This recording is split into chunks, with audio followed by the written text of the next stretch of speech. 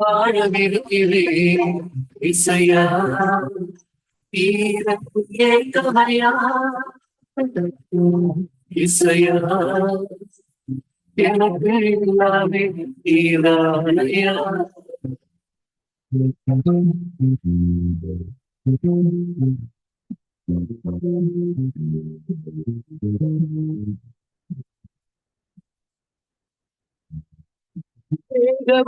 தொடங்கினாலும் சோர்வு நீங்கினே ஆவி மனிதன் பலன் வரவே மகிழ்ந்திருக்கிறேன். பரமவாச பலத்தை நாடு வேங்கி தவிக்கிறேன். மரண அச்சமின்றி நித்திய வாழ்வை தொடர்கிறேன். நான் அச்சமின்றி நித்திய வாழ்வை தொடர்கிறேன். இசையா தீரப்பு ஏக்கமையா இசையா எனக்கு இல்லாமே தீரானையா.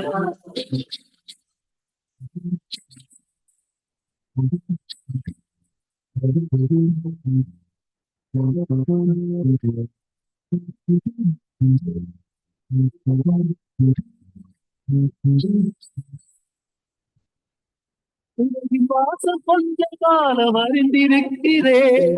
தேவன் செய்வதே நாவலாக்கினே. கணக்கு கேட்கும் கர்த்தர் முன்பு நிற்கும் நாளிலே மகிழ்ச்சி பொங்க பரிசளிப்பார் மகிமைப்படுத்துவார். மகிழ்ச்சி பொங்க பரிசளிப்பார் மகிமைப்படுத்துவார். இசையா தீரப்பு ஏக்கமையா இசையா எனக்கு இல்லாமே தீரானையா. இயேசுவே வரவு நின்றம் எண்ணி வாழ்கிறேன்.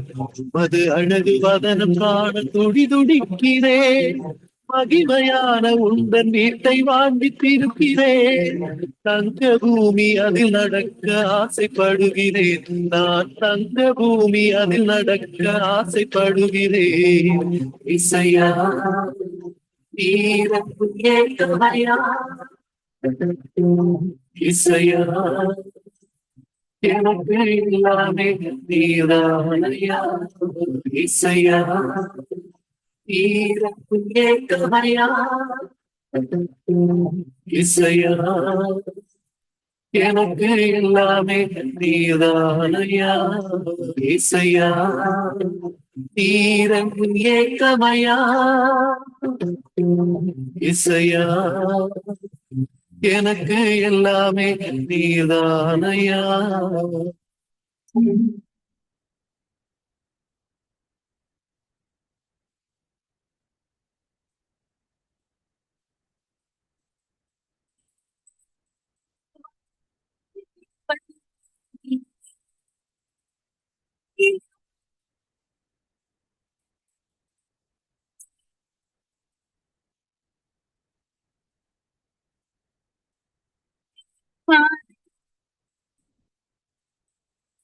இதே பண்பாட்டை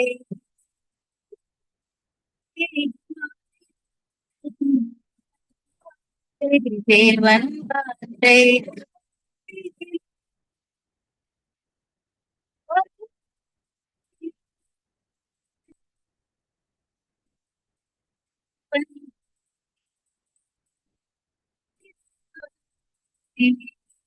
அந்த தேவன் தானே.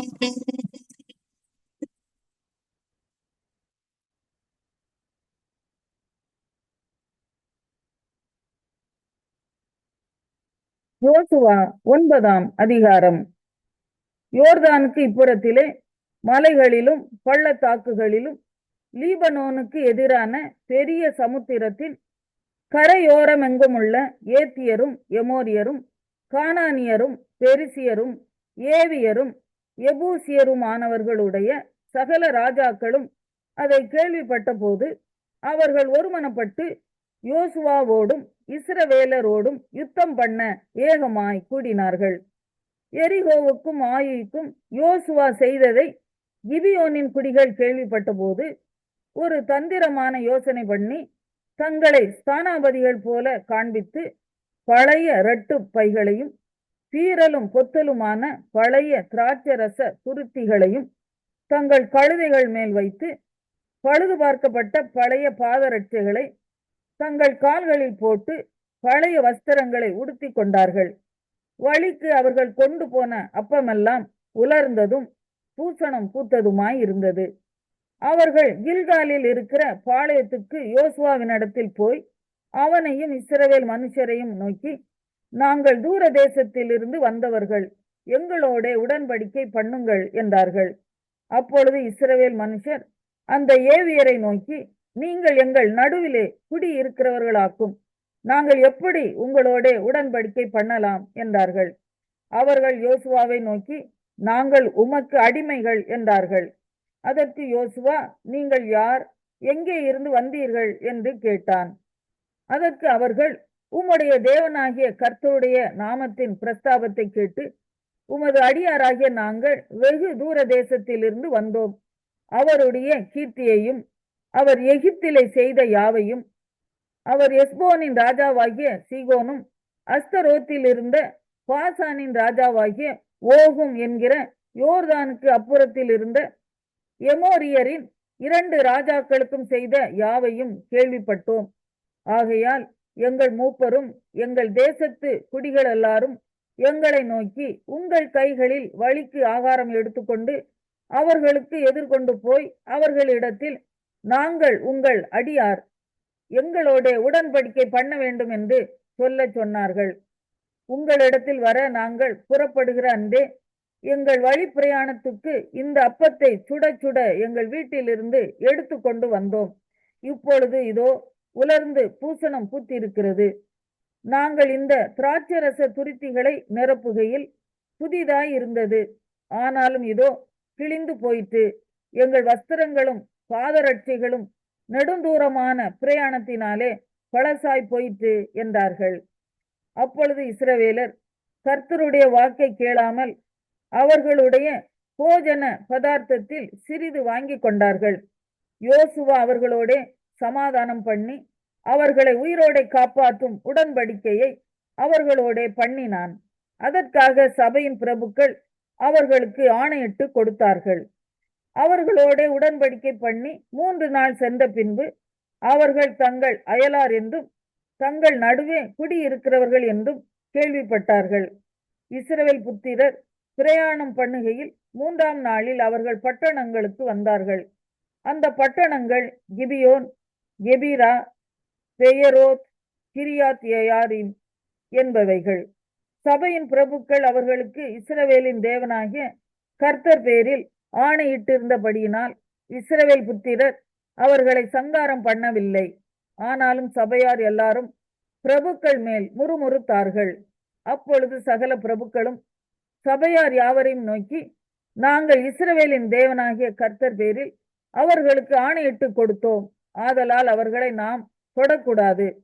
கடும் கோபம் நம்மேல் வராதபடிக்கு நாம் அவர்களுக்கு இட்ட ஆணை நிமித்தம் நாம் அவர்களை உயிரோடே வைத்து அவர்களுக்கு ஒன்று செய்வோம். பிரபுக்களாகிய நாங்கள் அவர்களுக்கு சொன்னபடி அவர்கள் உயிரோடு இருந்து சபையார் எல்லாருக்கும் விறகு வெட்டுகிறவர்களாகவும் தண்ணீர் எடுக்கிறவர்களாகவும் இருக்க கடவர்கள் என்று பிரபுக்கள் அவர்களோட சொன்னார்கள். பின்பு யோசுவா அவர்களை அழைப்பித்து, நீங்கள் எங்கள் நடுவே குடியிருக்கும் போது நாங்கள் உங்களுக்கு வெகு தூரமாய் இருக்கிறவர்கள் என்று சொல்லி எங்களை வஞ்சித்தது என்ன? இப்போதும் நீங்கள் சபிக்கப்பட்டவர்கள். என் தேவனுடைய ஆலயத்துக்கு விறகு வெட்டுகிறவர்களும் தண்ணீர் எடுக்கிறவர்களுமான பணிவிடைக்காரராய் இருப்பீர்கள். இந்த ஊழியம் உங்களை விட்டு நீங்க மாட்டாது என்றான். அவர்கள் யோசுவாவுக்கு பிரதியுத்தரமாக, தேசத்தை எல்லாம் உங்களுக்கு ஒப்பு கொடுக்கவும் தேசத்தின் குடிகளை எல்லாம் உங்களுக்கு முன்பாக அழிக்கவும் உம்முடைய தேவனாகிய கர்த்தர் தமது தாசனாகிய மோசேக்கு கட்டளையிட்டது உமது அடியாருக்கு நிச்சயமாகவே அறிவிக்கப்பட்டதினால் நாங்கள் எங்கள் ஜீவன் நிமித்தம் உங்களுக்கு மிகவும் பயந்து இந்த காரியத்தை செய்தோம். இப்போதும் இதோ உமது கையில் இருக்கிறோம். உம்முடைய பார்வைக்கு நன்மையும் நியாயமுமாய் தோன்றுகிறபடி எங்களுக்கு செய்யும் என்றார்கள். அப்படியே யோசுவா அவர்களுக்கு செய்து இஸ்ரவேல் புத்திரர் அவர்களை கொண்டு போடாதபடிக்கு அவர்களை இவர்கள் கைக்கு தப்பவித்தான். இந்நாள் மட்டும் இருக்கிறபடியே அந்நாளில் அவர்களை சபைக்கும் கர்த்தர் தெரிந்து கொள்ளும் இடத்தில் இருக்கும் அவருடைய பலிபீடத்துக்கும் விறகு வெட்டுகிறவர்களாகவும் தண்ணீர் எடுக்கிறவர்களாகவும். ஏசாயா 13ஆம் அதிகாரம். ஆமோத்சின் குமாரனாகிய ஏசாயா பாபிலோன் மேல் வர கண்ட பாரம். உயர்ந்த பர்வதத்தின் மேல் கொடியேற்றுங்கள், உரத்த சத்தமிட்டு ஜனங்களை வரவழையுங்கள். அவர்கள் பிரபுக்களின் வாசல்களுக்குள் பிரவேசிப்பதற்கு சைகை காட்டுங்கள். நான் பரிசுத்தமாக்கினவர்களுக்கு கட்டளை கொடுத்தேன். என் கோபத்தை நிறைவேற்ற என் பராக்கிரமசாலிகளை அழைத்தும் இருக்கிறேன். அவர்கள் என் மகத்துவத்தினாலே களி கூறுகிறவர்கள் என்கிறார். திரளான ஜனங்களின் சத்தத்துக்கொத்த வெகு கூட்டத்தின் இரைச்சலும், கூட்டப்பட்ட ஜாதிகளுடைய ராஜ்யங்களின் அமளியான இரைச்சலும் மலைகளில் கேட்கப்படுகிறது. சேனைகளின் கர்த்தர் யுத்த இராணுவத்தை இலக்கம் பார்க்கிறார். கர்த்தர் வருகிறார். அவருடைய கோபத்தின் ஆயுதங்களும் தேசத்தை எல்லாம் அழிக்க வானம் கவிழ்ந்த கடையாந்தர தேசத்திலிருந்து வருகிறது. அலருங்கள், கர்த்தரின் நாள் சமீபமாய் இருக்கிறது. அது சர்வ வல்லவரிடத்திலிருந்து மகா சங்காரமாய் வரும். ஆதலால் எல்லா கைகளும் நெகிழ்ந்து எல்லா மனுஷரின் இருதயமும் கரைந்து போம். அவர்கள் திகிலடைவார்கள். வேதனைகளும் வாதைகளும் அவர்களை பிடிக்கும். பிள்ளை பெறுகிறவளைப் போல வேதனைப்படுவார்கள். ஒருவரை ஒருவர் பிரமித்து பார்ப்பார்கள். அவர்கள் முகங்கள் நெருப்பான முகங்களாய் இருக்கும். இதோ, தேசத்தை பாழாக்கி அதன் பாவிகளை அதிலிருந்து அழிப்பதற்காக கர்த்தருடைய நாள் கடூரமும் மூர்க்கமும் உக்கிர கோபமுமாய் வருகிறது. வானத்தின் நட்சத்திரங்களும் ராசிகளும் ஒளி கொடாதிருக்கும். சூரியன் உதிக்கையில் இருண்டு போம். சந்திரன் ஒளி கொடாதிருக்கும். பாவத்தின் நிமித்தம் உலகத்தையும் அக்கிரமத்தின் நிமித்தம் துன்மார்க்கரையும் நான் தண்டித்து அகங்காரரின் பெருமையை ஒளிய பண்ணி கொடியரின் இடும்பை தாழ்த்துவேன். புருஷனை பசும்பொன்னிலும் மனுஷனை ஓப்பீரின் தங்கத்திலும் அபூர்வமாக்குவேன். இது நிமித்தம் சேனைகளின் கர்த்தருடைய உக்கிரத்தினால் அவருடைய கடும் கோபத்தின் நாளிலே பூமி தன்னிடத்தை விட்டு நீங்கும்படி வானத்தை அதிர பண்ணுவேன். துரத்தப்பட்ட வெளிமானை போலும் யாரும் சேர்க்காத ஆட்டை போலும் இருப்பார்கள். அவரவர் தங்கள் ஜனத்தண்டைக்கு போக முகத்தை திருப்பி அவரவர் தங்கள் தேசத்துக்கு ஓடி போவார்கள். அகப்பட்டவனவனும் குத்துண்டு அவர்களை சேர்ந்திருந்தவனவனும் பட்டயத்தால் விழுவான். அவர்கள் குழந்தைகள் அவர்கள் கண்களுக்கு முன்பாக மோதி அடிக்கப்படும். அவர்கள் வீடுகள் கொள்ளையிடப்படும். அவர்கள் மனைவிகள் அவமானப்படுவார்கள். இதோ, நான் அவர்களுக்கு விரோதமாய் மேதியரை எழுப்புவேன். அவர்கள் வெள்ளியை மதியாமலும் பொன்னின் மேல் பிரியப்படாமலும் வில்லுகளால் இளைஞரை சிதைத்து விடுவார்கள். கற்ப கனியின் மேல் அவர்கள் இறங்குவதில்லை. அவர்கள் கண் பிள்ளைகளை தப்ப விடுவதும் இல்லை. ராஜ்யங்களுக்குள் அலங்காரமும் கல்தேயருடைய பிரதான மகிமையுமாகிய பாபிலோன் ஆனது தேவனால் சோதோமும் கொமோராவும் கவிழ்க்கப்பட்டது போல கவிழ்க்கப்படும். இனி ஒருபோதும் அதில் ஒருவரும் குடியேறுவதும் இல்லை. தலைமுறை தோறும் அதில் ஒருவரும் தங்கி தரிப்பதும் இல்லை. அங்கே அரபியன் கூடாரம் போடுவதும் இல்லை. அங்கே மேய்ப்பர் மந்தையை மறிப்பதும் இல்லை. காட்டு மிருகங்கள் அங்கே படுத்துக்கொள்ளும். ஊளையிடும் பிராணிகள் அவர்கள் வீடுகளை நிரப்பும். கோட்டான்கள் அங்கே குடிகொள்ளும். காட்டாடு அங்கே துள்ளும். அவர்கள் பாழான மாளிகைகளில் ஓரிகள் ஊளையிடும். வலு சர்ப்பங்கள் அவர்கள் செல்விக்கையான அரமனைகளில் ஏகமாய் கூடும். அதன் காலம் சீக்கிரம் வரும். அதன் நாட்கள். 1 தீமோத்தேயு 4ஆம் அதிகாரம். ஆகிலும் ஆவியானவர் வெளிப்படையாய் சொல்லுகிறபடி பிற்காலங்களிலே மனசாட்சியில் சூடுண்ட பொய்யருடைய மாயத்தினாலே சிலர் வஞ்சிக்கிற ஆவிகளுக்கும் பிசாசுகளின் உபதேசங்களுக்கும் செவி கொடுத்து விசுவாசத்தை விட்டு விலகி போவார்கள்.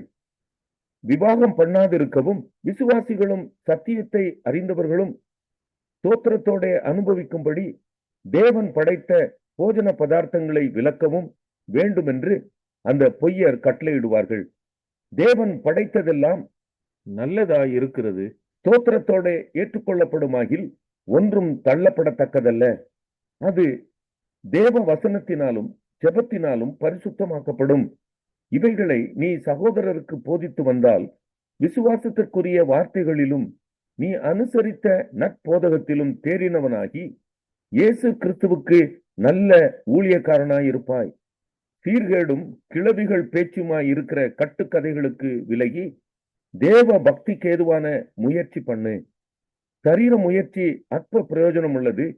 தேவ பக்தியானது இந்த ஜீவனுக்கும் இதற்கு பின்வரும் ஜீவனுக்கும் வாக்கு தத்தம் உள்ளதாகையால் எல்லாவற்றிலும் பிரயோஜனம் உள்ளது.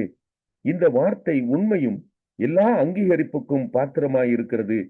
இதன் நிமித்தம் பிரயாசப்படுகிறோம், நிந்தையும் அடைகிறோம். ஏனெனில் எல்லா மனுஷருக்கும் விசேஷமாக விசுவாசிகளுக்கும் இரட்சகராகிய ஜீவனுள்ள தேவன் மேல் நம்பிக்கை வைத்திருக்கிறோம். இவைகளை நீ கட்டளையிட்டு போதித்துக் கொண்டிரு. உன் இளமையை குறித்து ஒருவனும் உன்னை அசட்டை பண்ணாதபடிக்கு நீ வார்த்தையிலும் நடக்கையிலும் அன்பிலும் ஆவியிலும் விசுவாசத்திலும் கற்பிலும் விசுவாசிகளுக்கு மாதிரியாயிரு. நான் வருமளவும் வாசிக்கிறதிலும் புத்தி சொல்லுகிறதிலும் உபதேசிக்கிறதிலும் ஜாக்கிரதையாயிரு. மூப்பராகிய சங்கத்தார் உன்மேல் கைகளை வைத்தபோது தீர்க்க தரிசனத்தினால் உனக்கு அளிக்கப்பட்ட வரத்தை பற்றி அசதியாயிராதே. நீ தேறுகிறது யாவருக்கும் விளங்கும்படி இவைகளையே சிந்தித்துக் கொண்டு இவைகளிலே நிலைத்திரு. உன்னை குறித்தும் உபதேசத்தை குறித்தும் எச்சரிக்கையாயிரு. இவைகளில் நிலை கொண்டிரு. இப்படி செய்வாயானால் உன்னையும் உன் உபதேசத்தை கேட்போம். 1 தீமோத்தேயு 5ஆம் அதிகாரம். முதிர் வயது உள்ளவனை கடிந்து கொள்ளாமல் அவனை தகப்பனைப் போலவும் பாலிய புருஷரை சகோதரரைப் போலவும் முதிர் வயதுள்ள ஸ்திரீகளை தாய்களைப் போலவும் பாலிய ஸ்திரீகளை எல்லா கற்புடன் சகோதரிகளைப் போலவும் பாவித்து புத்தி சொல்லு. உத்தம விதவைகளாகிய விதவைகளை கனம் பண்ணு. விதவையானவளுக்கு பிள்ளைகளாவது பேரன் பேத்திகளாவது இருந்தால் இவர்கள் முதலாவது தங்கள் சொந்த குடும்பத்தை தேவ பக்தியாய் விசாரித்து பெற்றார் செய்த நன்மைகளுக்கு பதில் நன்மைகளை செய்ய கற்றுக்கொள்ள கடவர்கள். அது நன்மையும் தேவனுக்கு முன்பாக பிரியமுமாயிருக்கிறது. உத்தம விதவையாயிருந்து தனிமையாய் இருக்கிறவள் தேவனிடத்தில் நம்பிக்கை உள்ளவளாய் இரவும் பகலும் வேண்டுதல்களிலும் ஜெபங்களிலும் நிலைத்திருப்பாள். சுகபோகமாய் வாழ்கிறவள் உயிரோடு செத்தவள். அவர்கள் குற்றம் சாட்டப்படாதவர்களாய் இருக்கும்படி இவைகளை கட்டளையிடு. ஒருவன் தன் சொந்த ஜனங்களையும் விசேஷமாக தன் வீட்டாரையும் விசாரியாமற் போனால் அவன் விசுவாசத்தை மறுதலித்தவனும் அவிசுவாசியிலும் கெட்டவனுமாயிருப்பான். 60 வயதுக்கு குறையாதவளும் ஒரே புருஷனுக்கு மனைவியாயிருந்தவளுமாகி பிள்ளைகளை வளர்த்து அந்நியரை உபசரித்து பரிசுத்தவான்களுடைய கால்களை கழுவி உபத்திரவப்படுகிறவர்களுக்கு உதவி செய்து சகலவித நற்கிரியைகளையும் ஜாக்கிரதையாய் நடப்பித்து இவ்விதமாய் நற்கிரியைகளை குறித்து நற்சாட்சி பெற்றவளுமாய் இருந்தால் அப்படிப்பட்ட விதவையையே விதவைகள் கூட்டத்தில் சேர்த்து கொள்ள வேண்டும். இள வயதுள்ள விதவைகளை அதிலே சேர்த்து கொள்ளாதே. ஏனெனில் அவர்கள் கிறிஸ்துவுக்கு விரோதமாய் காம விகாரம் கொள்ளும்போது விவாகம் பண்ண மனதாகி முதலில் கொண்டிருந்த விசுவாசத்தை விடுவதினாலே ஆக்கினைக்குட்படுவார்கள். அதுவும் அல்லாமல் அவர்கள் சோம்பல் உள்ளவர்களாய் வீடு வீடாய் திரிய பழகுவார்கள்.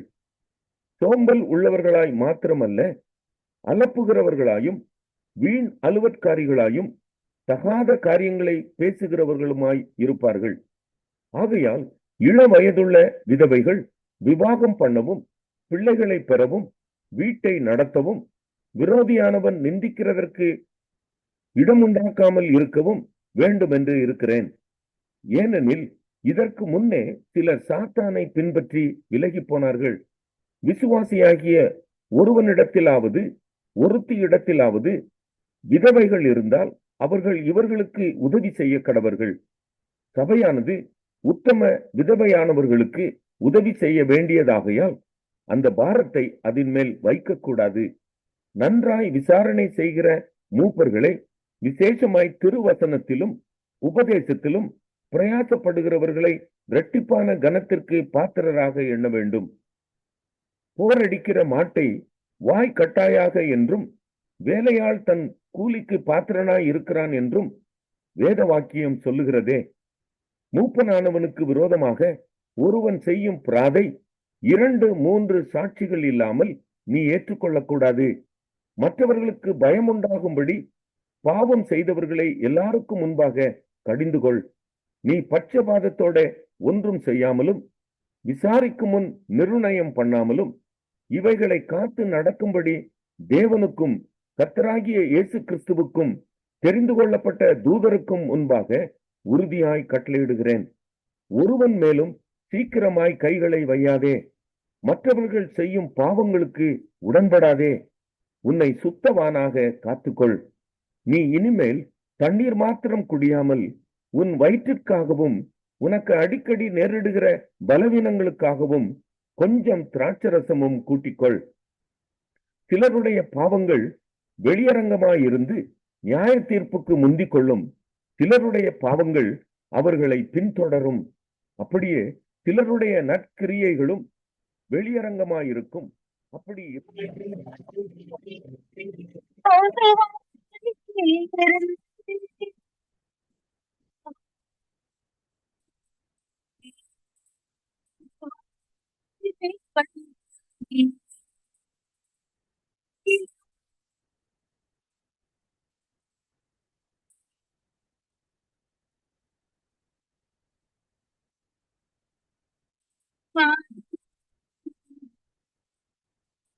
தேவன் வார்த்தை